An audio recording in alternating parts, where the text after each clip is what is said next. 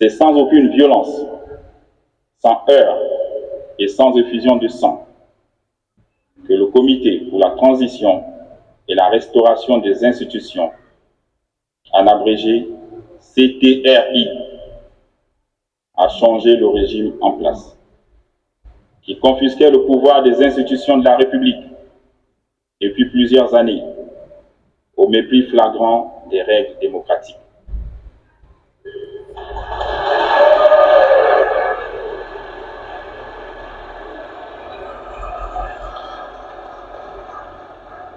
Cette action patriotique inédite restera sans doute un cas école dans les annales de notre histoire.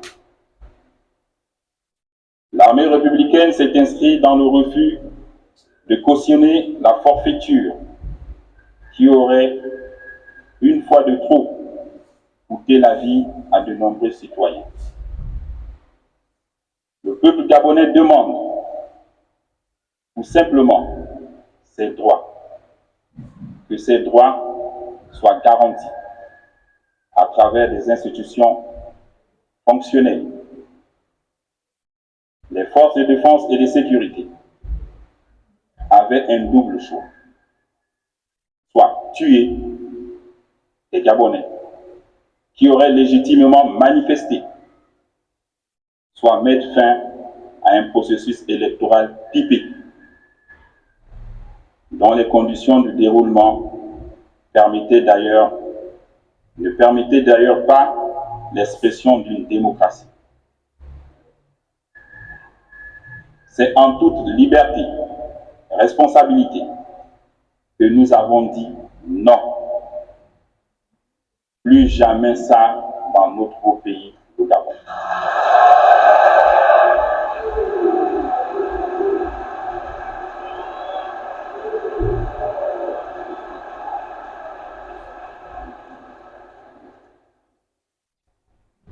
C'est l'occasion pour nous de remercier le soutien du peuple qui, de manière spontanée, a adhéré à cet acte patriotique.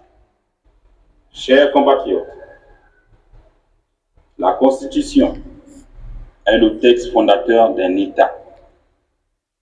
Elle consacre ses institutions, ses procédures particulières. Or, ces mécanismes de représentation n'arrivaient plus à mettre notre sécurité en situation de suivre.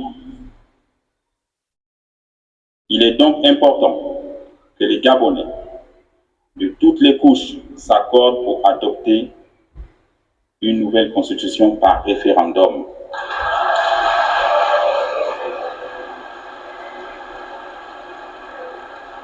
Ainsi qu'un nouveau code électoral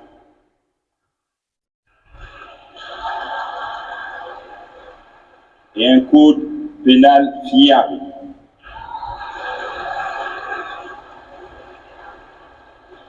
Qui garantissent à tous les mêmes chances.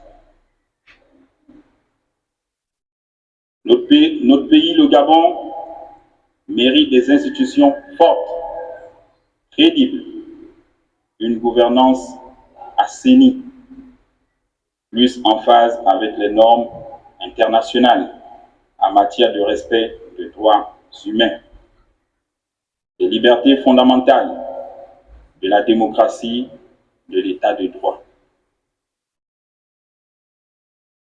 Je souligne par ailleurs que le Gabon est un pays indivisible dans sa diversité, de ses cultures, sa complexité ethnique et sa géographie.